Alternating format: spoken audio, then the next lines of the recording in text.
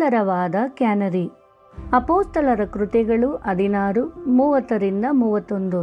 ಮತ್ತು ಅವರನ್ನು ಹೊರಗೆ ಕರಕೊಂಡು ಬಂದು, ಸ್ವಾಮಿಗಳೇ, ನಾನು ರಕ್ಷಣೆ ಹೊಂದುವುದಕ್ಕೆ ಏನು ಮಾಡಬೇಕೆಂದು ಕೇಳಲು, ಅವರು, ಕರ್ತನಾದ ಯೇಸುವಿನ ಮೇಲೆ ನಂಬಿಕೆ ಇಡು, ಆಗ ನೀನು ರಕ್ಷಣೆ ಹೊಂದುವಿ, ನಿನ್ನ ಮನೆಯವರು ರಕ್ಷಣೆ ಹೊಂದುವರು ಎಂದು ಹೇಳಿದನು. ನೀವು ರಕ್ಷಣೆಯ ದೃಢೀಕರಣದೊಂದಿಗೆ ಬರುವ ಸಂತೋಷದ ಅಗಾಧ ಅರ್ಥವನ್ನು ಹೊಂದಿದ್ದೀರಾ. ಪಕ್ಷಿಗಳು ನಮ್ಮ ಸೃಷ್ಟಿಕರ್ತನಿಂದ ಮಾನವ ಕುಲಕ್ಕೆ ಒಂದು ಸುಂದರ ಕೊಡುಗೆಯಾಗಿದೆ. ಕ್ಯಾನರಿ ಹಕ್ಕಿಯ ಬಗ್ಗೆ ನಿಮಗೆ ಏನು ಗೊತ್ತು? ಇದು ಕಾಡು ಕ್ಯಾನರಿಯ ಪಳಗಿಸಿದ ರೂಪವಾಗಿದೆ. ಹಾಡು ಹಕ್ಕಿಯ ಕುಟುಂಬದ ಒಂದು ಸಣ್ಣ ಹಾಡು ಹಕ್ಕಿ. ಇದು ಕ್ಯಾನರಿ ದ್ವೀಪಗಳಿಂದ ಹುಟ್ಟಿಕೊಂಡಿದೆ. ದಕ್ಷಿಣ ಧ್ರುವವನ್ನು ತಲುಪಿದ ಮೊದಲ ವ್ಯಕ್ತಿ ರೋಲ್ಡ್ ಅಮ್ಯುಂಡ್ಸೆನ್ ಅವರು ದಕ್ಷಿಣ ಧ್ರುವ ಎಂಬ ಪುಸ್ತಕದಲ್ಲಿ ಕ್ಯಾನರಿಯ ಬಗ್ಗೆ ವಿವರಿಸಿದ್ದಾರೆ. ಬರ್ಗೆನಿಂದ ನಾವು ಕ್ರಿಸ್ಟಿಯನಿಗೆ ಹೋದೆವು. ಅಲ್ಲಿ ಫ್ರಾಮ್ಡಾಕ್ ಮಾಡಲಾಗಿದೆ ಮತ್ತು ಈಗಾಗಲೇ ಹೇಳಿದಂತೆ ಉಳಿದ ಬಟ್ಟೆಗಳು, ನಾಯಿಗಳು ಮತ್ತು ನಾಯಿ ಆಹಾರದೊಂದಿಗೆ ಹಡಗಿನಲ್ಲಿ ತೆಗೆದುಕೊಳ್ಳಲಾಯಿತು. ನಾವು ನಾರ್ವೆಯಿಂದ ಹೊರಟಾಗ ಹಡಗಿನಲ್ಲಿದ್ದ ಜೀವಿಗಳ ಸಂಖ್ಯೆಯು 19 ಪುರುಷರು, 97 ನಾಯಿಗಳು, 4 ಹಂದಿಗಳು, 6 ವಾಹಕ ಪಾರಿವಾಳಗಳು ಮತ್ತು 1 ಕ್ಯಾನರಿಯಾಗಿತ್ತು. ಹಿಮದಿಂದ ಆವೃತವಾದ ದಕ್ಷಿಣ ಧ್ರುವದ ತಂಪಾದ ತಾಪಮಾನ ಮತ್ತು ವಿಪರೀತ ಕತ್ತಲೆ ಮತ್ತು ಬಿರುಗಾಳಿಗಳ ವಿರುದ್ಧ ಹೋರಾಡಲು ಬಹಳ ಸಮಯ ಕಳೆಯುವ ಹೆಚ್ಚಿನ ಸಂಭವನೀಯತೆಯನ್ನು ಹೊಂದಿದ ಸತತ ಸಮಶೀತೋಷ್ಣ ಬೆಚ್ಚಗಿನ ಹವಾಮಾನದಿಂದ ಉಷ್ಣವಲಯದ ಪಕ್ಷಿಯನ್ನು ಹಡಗಿನಲ್ಲಿ ಕರೆದೊಯ್ಯುವುದನ್ನು ನೀವು ಊಹಿಸಿಕೊಳ್ಳಬಹುದೇ? ಪೆಂಗುವಿನನ್ನು ಆ ಹೆಪ್ಪುಗಟ್ಟಿದ ವಾತಾವರಣದಲ್ಲಿ ಅಸ್ತಿತ್ವದಲ್ಲಿರುವಂತೆ ವಿನ್ಯಾಸಗೊಳಿಸಲಾಗಿದೆ, ಆದರೆ ಕ್ಯಾನರಿಗಳಲ್ಲ. ಪರಿಶೋಧಕರು ಒಂದು ಕ್ಯಾನರಿಯನ್ನು ಏಕೆ ತೆಗೆದುಕೊಂಡರು? ಏಕೆಂದರೆ ಆ ಕ್ಯಾನರಿ ಹಾಡುತ್ತದೆ. ಹೌದು, ಆ ಪರಿಶೋಧಕರು ಒಬ್ಬ ಪುರುಷ ಕ್ಯಾನರಿಯನ್ನು ತಮ್ಮೊಂದಿಗೆ ಕರೆದುಕೊಂಡು ಹೋಗಲು ಒಂದು ಕಾರಣವಿತ್ತು. ಅವರು ತಮ್ಮ ವಿಪರೀತ ಸಂದರ್ಭಗಳಲ್ಲಿ ಮತ್ತು ತೋರಿಕೆಯಲ್ಲಿ ಹತಾಶ ಸ್ಥಿತಿಯಲ್ಲಿ ಪ್ರೋತ್ಸಾಹದ ಸಣ್ಣ ಸುಳಿವಿಗಾಗಿ ಹತಾಶರಾಗುತ್ತಾರೆ ಎಂದು ಅವರಿಗೆ ತಿಳಿದಿತ್ತು. ಈ ಕಥೆಗೂ ನಮಗೂ ಏನು ಸಂಬಂಧ? ನಮ್ಮ ಉತ್ತರಕ್ಕಾಗಿ ನಮ್ಮ ಹೊರಗಿನ ಪರಿಸ್ಥಿತಿಯನ್ನು ಲೆಕ್ಕಿಸದೆ ನಮ್ಮ ದೈನಂದಿನ ಜೀವನವನ್ನು ನಡೆಸುವಂತೆ ಪವಿತ್ರಾತ್ಮದಿಂದ ಕ್ರೈಸ್ತರು ಹೇಗೆ ಆಜ್ಞಾಪಿಸಲ್ಪಟ್ಟಿದ್ದಾರೆ ಎಂಬುದನ್ನು ನೋಡಿ. 1 ಥೆಸಲೋನಿಕೆದವರಿಗೆ 5:16-18. ಯಾವಾಗಲೂ ಸಂತೋಷಿಸಿರಿ, ಎಡೆಬಿಡದೆ ಪ್ರಾರ್ಥನೆ ಮಾಡಿರಿ, ಎಲ್ಲದರಲ್ಲಿಯೂ ಕೃತಜ್ಞತಾ ಸ್ತುತಿ ಮಾಡಿರಿ. ಇದೇ ನಿಮ್ಮ ವಿಷಯವಾಗಿ ಕ್ರಿಸ್ತ ಯೇಸುವಿನಲ್ಲಿ ತೋರಿಬಂದ ದೇವರ ಚಿತ್ತ. ಜೀವನದ ಪ್ರತಿಯೊಂದು ಸಂದರ್ಭದಲ್ಲೂ ದೇವರ ಸ್ತುತಿಯನ್ನು ಹಾಡಲು ಕ್ರೈಸ್ತರಿಗೆ ಅಲೌಕಿಕ ಸಾಮರ್ಥ್ಯವನ್ನು ನೀಡಲಾಗಿದೆ. ತೀವ್ರವಾದ ನೋವನ್ನು ಎದುರಿಸುತ್ತಿರುವಾಗಲೂ ಅಥವಾ ಜೀವನದ ಮಧುರವಾದ ಆಶೀರ್ವಾದಗಳನ್ನು ಅನುಭವಿಸುತ್ತಿರುವಾಗಲೂ ನಾವು ದೇವರ ಸ್ತುತಿಯನ್ನು ಹಾಡಬಹುದು. ಮೊದಲು ಪಾಲಿಸುವ ಶಕ್ತಿಯನ್ನು ನೀಡದೆ ದೇವರು ಯಾವ ಆಜ್ಞೆಯನ್ನು ಎಂದಿಗೂ ನೀಡುವುದಿಲ್ಲ. ಈ ಭಾಗವು ಪವಿತ್ರಾತ್ಮದ ಅಪರಿಮಿತವಾದ ಶಕ್ತಿಯನ್ನು ಪಡೆದುಕೊಳ್ಳಲು ನಮಗೆ ಆಜ್ಞಾಪಿಸುತ್ತದೆ. ಯಾವಾಗಲೂ ಸಂತೋಷ ಪಡಲು, ಎಡಬಿಡದೆ ಪ್ರಾರ್ಥಿಸಲು, ಎಲ್ಲದರಲ್ಲಿಯೂ ಕೃತಜ್ಞತೆ ಸಲ್ಲಿಸಲು ಸಾಧ್ಯವಾಗುತ್ತದೆ. ನಾವು ಇದನ್ನು ಮಾಡಿದಾಗ ನಾವು ದೇವರ ಚಿತ್ತದ ಕೇಂದ್ರದಲ್ಲಿದ್ದೇವೆ ಎಂದು ನಾವು ಖಚಿತವಾಗಿ ಹೇಳಬಹುದು. ಆದಾಗ್ಯೂ ಹೆಚ್ಚಿನ ಸತ್ಯಗಳು ಹಾರಲು 2 ರೆಕ್ಕೆಗಳ ಅಗತ್ಯವಿರುವ ಪಕ್ಷಿಗಳಂತೆ ಎಂದು ನಾವು ನೆನಪಿನಲ್ಲಿಟ್ಟುಕೊಳ್ಳಬೇಕು. ಈ ಸತ್ಯವು 2 ರೆಕ್ಕೆಗಳನ್ನು ಹೊಂದಿದ್ದು ಅದು ಸರಿಯಾದ ದೃಷ್ಟಿಕೋನವನ್ನು ನೀಡುತ್ತದೆ ಮತ್ತು ಅದನ್ನು ಮೇಲಕ್ಕೆ ಇಡುತ್ತದೆ. 1 ರೆಕ್ಕೆ ಯಾವುದೆಂದರೆ 1 ಥೆಸಲೋನಿಕೆದವರಿಗೆ 5:16-18. ಸಂತೋಷ, ನಿರಂತರ ಪ್ರಾರ್ಥನೆ ಮತ್ತು ನಿರಂತರ ಕೃತಜ್ಞತೆಯನ್ನು ಉಲ್ಲೇಖಿಸುತ್ತದೆ. ಮತ್ತು ಇನ್ನೊಂದು ರೆಕ್ಕೆಯನ್ನು ನಮಗೆ ಪ್ರಸಂಗಿ 3:4 ನೀಡಲಾಗಿದೆ. ಜೀವನದಲ್ಲಿ ಅಳುವುದಕ್ಕೆ ಒಂದು ಸಮಯ, ನಗುವುದಕ್ಕೆ ಒಂದು ಸಮಯ, ಗೋಳಾಡುವುದಕ್ಕೆ ಒಂದು ಸಮಯ, ಕುಣಿದಾಡುವುದಕ್ಕೆ ಒಂದು ಸಮಯವಿದೆ. ಪ್ರಸಂಗಿ 3:1-4. ಆಕಾಶದ ಕೆಳಗೆ ಪ್ರತಿಯೊಂದು ಕಾರ್ಯಕ್ಕೂ ಒಂದು ಕಾಲವಿದೆ, ಪ್ರತಿಯೊಂದು ಉದ್ದೇಶಕ್ಕೂ ಒಂದು ಸಮಯವಿದೆ.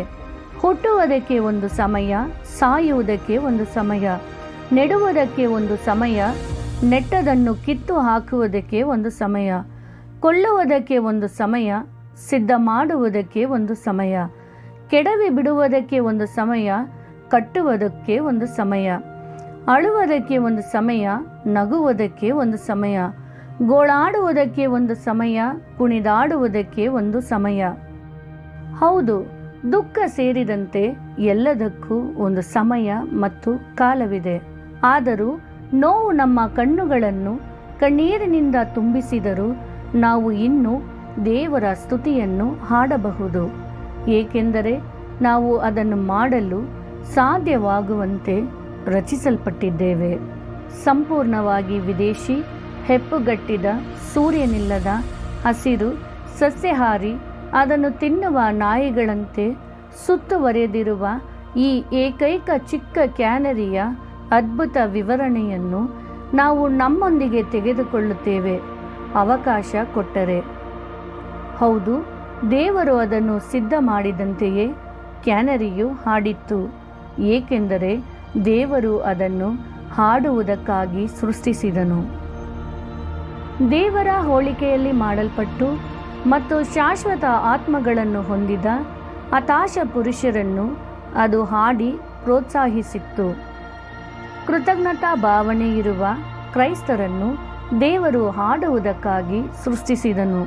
ನಮ್ಮ ಜೀವನದ ಉದ್ದೇಶದ ದೃಢೀಕರಣಕ್ಕಾಗಿ ಮತ್ತು ನಮ್ಮ ಜೀವನದ ಹಾಡನ್ನು ಹಾಡಲು ಸರಿಯಾದ ಟಿಪ್ಪಣಿಗಳಿಗಾಗಿ ನಾವು ನಮ್ಮ ಹಾದಿಗಿಂತ ದೂರ ನೋಡಬೇಕಾಗಿಲ್ಲ. ಯಾವಾಗಲೂ ಸಂತೋಷಿಸಿರಿ, ಎಡೆಬಿಡದೆ ಪ್ರಾರ್ಥನೆ ಮಾಡಿರಿ, ಎಲ್ಲದರಲ್ಲಿಯೂ ಕೃತಜ್ಞತಾ ಸ್ತುತಿ ಮಾಡಿರಿ. ನಾವು ಏನು ಹಾಡಬಹುದು? ಕ್ಯಾನರಿಯಂತೆಯೇ ನಾವು ಸಹ ಪ್ರತಿದಿನವೂ, ಪ್ರತಿ ಅವಕಾಶದಲ್ಲಿಯೂ ಮತ್ತು ಪ್ರತಿ ರೀತಿಯಲ್ಲಿಯೂ ಜನರಿಗೆ ಯೇಸು ಕ್ರಿಸ್ತನ ಪ್ರೀತಿಯ ಬಗ್ಗೆ ಹೇಳುವುದರ ಮೂಲಕ ನಮ್ಮ ಸೃಷ್ಟಿಕರ್ತನಿಗೆ ಸ್ತುತಿಯನ್ನು ಹಾಡಬಹುದು. ಈ ಜೀವಿತಾವಧಿಯಲ್ಲಿ ನಾವು ದೇವರ ಸ್ತುತಿಯನ್ನು ನಿಲ್ಲಿಸದೆ ಹಾಡುತ್ತೇವೆ. ಭೂಮಿಯ ಮೇಲಿನ ನಮ್ಮ ಸಮಯವು ನಮ್ಮ ಧ್ವನಿ ಪರೀಕ್ಷೆಯ ಅಭ್ಯಾಸದ ಸಮಯ ಎಂದು ತಿಳಿದಿರುತ್ತದೆ. ಈ ಧ್ವನಿ ಪರೀಕ್ಷೆಯ ಸಮಯವು ಶಾಶ್ವತತೆಗಾಗಿ ನಮ್ಮನ್ನು ಸಿದ್ಧಪಡಿಸುತ್ತದೆ. ಇದರಲ್ಲಿ ನಾವು ದೇವರಿಗೆ ಸ್ತುತಿಗಳನ್ನು ಹಾಡುವುದನ್ನು ಮುಂದುವರಿಸುತ್ತೇವೆ. ನಾವು ಇಲ್ಲಿ 10,000 ವರ್ಷಗಳು ಇದ್ದಾಗ, ಪ್ರಕಾಶಮಾನವಾಗಿ ಸೂರ್ಯನಂತೆ ಹೊಳೆಯುತ್ತಿರುವಾಗ ದೇವರ ಸ್ತುತಿಯನ್ನು ಹಾಡಲು ನಮಗೆ ಕಡಿಮೆ ದಿನಗಳಿವೆ. ನಾವು ಮೊದಲು ಪ್ರಾರಂಭಿಸಿದಾಗ ಕೇವಲ ಅವರಿಗೆ ಹಾಡುವ ಮೂಲಕ ತನ್ನ ಮಾನವ ಸೃಷ್ಟಿಗೆ ಸಂತೋಷ ಮತ್ತು ಪ್ರೋತ್ಸಾಹವನ್ನು ನೀಡಲು ಒಂದು ಸಣ್ಣ, ಅಪ್ರಧಾನವೆಂದು ತೋರುವ ಪಕ್ಷಿಯನ್ನು ಸೃಷ್ಟಿಸುವಷ್ಟು ದೊಡ್ಡ ದೇವರನ್ನು ನೀವು ಊಹಿಸಿಕೊಳ್ಳಬಹುದೇ? ನಿಜವಾಗಿಯೂ ಇದು ದೇವರ ಅಗಾಧವಾದ ಅದ್ಭುತ ಕೃಪೆಗೆ ನಂಬಲಾಗದ ಉದಾಹರಣೆ ಅಲ್ಲ. ಯೇಸು ಕ್ಯಾನರಿಯೊಂದಿಗೆ ನಮ್ಮ ಮೇಲಿನ ಪ್ರೀತಿಯ ಏಕೈಕ ಸಾಕ್ಷಿಯಾಗಿ ನಿಲ್ಲಿಸಿದ್ದಾರೆ. ಇಲ್ಲ, ಖಂಡಿತ ಇಲ್ಲ. ಯೇಸು ನಮ್ಮ ಬದಲಿಯಾಗಿ ಶಿಲುಬೆಯ ಮೇಲೆ ಮರಣದವರೆಗೂ ಹೋದನು. ನಮ್ಮ ಪಾಪಗಳಿಗಾಗಿ ನ್ಯಾಯಯುತವಾದ ದಂಡವನ್ನು ಪಾವತಿಸಿದನು. ಆದುದರಿಂದ ನಾವು ಸ್ವರ್ಗದಲ್ಲಿ ಆತನೊಂದಿಗೆ ಶಾಶ್ವತ ಜೀವನ ಮತ್ತು ಸಂತೋಷವನ್ನು ಅನುಭವಿಸಬಹುದು. ಯೇಸುಕ್ರಿಸ್ತನ ಪ್ರೀತಿ ತುಂಬ ಅಮೂಲ್ಯವಾಗಿದೆ. ಅದನ್ನು ಕೇವಲ ಒಂದೇ ಹೃದಯದಲ್ಲಿ ಇರಿಸಲು ಸಾಧ್ಯವಿಲ್ಲ. ಅದನ್ನು ಹಂಚಿಕೊಳ್ಳಬೇಕು. ಈ ವರ್ಷದ ಉಳಿದ ಅವಧಿಯಲ್ಲಿ ನೀವು ತುಂಬ ದಣಿದ ಮತ್ತು ಪಾಪ ಮತ್ತು ಅಪನಂಬಿಕೆಯ ಭಾರದಿಂದ ಕುಸಿಯಲಿರುವ ಅನೇಕ ಜನರನ್ನು ಭೇಟಿಯಾಗುತ್ತೀರಿ. ನೀವು ಮತ್ತು ನಾನು ಈ ಪ್ರೇಮ ಕಥೆಯನ್ನು ಹೇಳುವ ಜನರಿಗೆ ಎಲ್ಲವನ್ನೂ ಯೇಸುವಿಗೆ ನೀಡುವ ಮತ್ತು ನಂತರ ಅವನ ಚಾಚಿದ ಕೈಗಳಲ್ಲಿ ದಣಿದು ಹೋಗುವ ಏಕ ಮನಸ್ಸಿನ ಬಯಕೆಯನ್ನು ಹೊರತುಪಡಿಸಿ ಬೇರೆ ಏನನ್ನೂ ತರಬೇಕಾಗಿಲ್ಲ. ಮತ್ತಾಯ 11:28. ಎಲೈ ಕಷ್ಟಪಡುವವರೇ, ಹೊರೆ ಹೊತ್ತವರೇ, ನೀವೆಲ್ಲರೂ ನನ್ನ ಬಳಿಗೆ ಬನ್ನಿರಿ, ನಾನು ನಿಮಗೆ ವಿಶ್ರಾಂತಿ ಕೊಡುವೆನು. ನಾನು ಸಾತ್ವಿಕನೂ ದೀನ ಮನಸ್ಸುಳ್ಳವನೂ ಆಗಿರುವುದರಿಂದ ನನ್ನ ನೊಗವನ್ನು ನಿಮ್ಮ ಮೇಲೆ ತೆಗೆದುಕೊಂಡು ನನ್ನಲ್ಲಿ ಕಲಿತುಕೊಳ್ಳಿರಿ. ಆಗ ನಿಮ್ಮ ಆತ್ಮಗಳಿಗೆ ವಿಶ್ರಾಂತಿ ಸಿಕ್ಕುವುದು. ಯಾಕಂದರೆ ನನ್ನ ನೊಗವು ಮೃದುವಾದದು, ನನ್ನ ಹೊರೆಯು ಹೌರವಾದದು ಅಂದನು. ನಾವು ಭವಿಷ್ಯವನ್ನು ನೋಡುತ್ತಿರುವಾಗ ನಮಗೆ ಕಾಣುವುದು ಏನೂ ಇಲ್ಲ, ಅದು ಕತ್ತಲೆಯಾಗಿದೆ. ಕೆಲವು ವಿಧಗಳಲ್ಲಿ ಭವಿಷ್ಯವು ಯಾವಾಗಲೂ ಬಹಳ ಮುನ್ಸೂಚಕ ಮತ್ತು ನಿರುತ್ಸಾಹಕರವಾಗಿ ಕಾಣುತ್ತದೆ. ಹೌದು, ನಮ್ಮ ಸ್ವಂತ ಪ್ರಯಾಣದಲ್ಲಿ ಉಳಿದಿರುವ ಸಮಯದಲ್ಲಿ ನಾವು ನಮ್ಮ ಕ್ಯಾನರಿಯನ್ನು ನೆನಪಿಸಿಕೊಳ್ಳೋಣ. ಯೋಚಿಸಿ, ನಮ್ಮ ಭವಿಷ್ಯದ ದಿನಗಳು ದಕ್ಷಿಣ ಧ್ರುವ ಎಂದು ಹೆಸರಿಸಲಾದ ಅಜ್ಞಾತ, ಗುರುತು ಹಾಕದ, ಹೆಪ್ಪುಗಟ್ಟಿದ, ನಿರ್ಜೀವ, ಕತ್ತಲೆಯ ಸ್ಥಳದಂತೆ ಕಾಣುತ್ತವೆ. ಆದರೆ ಹಡಗಿನಲ್ಲಿ ರೋಲ್ಡ್ ಅಮ್ಯುಂಡ್ಸೆನ್ ಮತ್ತು ಅವನ ಸಿಬ್ಬಂದಿಯನ್ನು ಹೊತ್ತೊಯ್ದ ಚೌಕಟ್ಟು ಕೂಡ ದೇವರಿಂದ ಸ್ವಲ್ಪ ಉಡುಗೊರೆಯಾಗಿತ್ತು.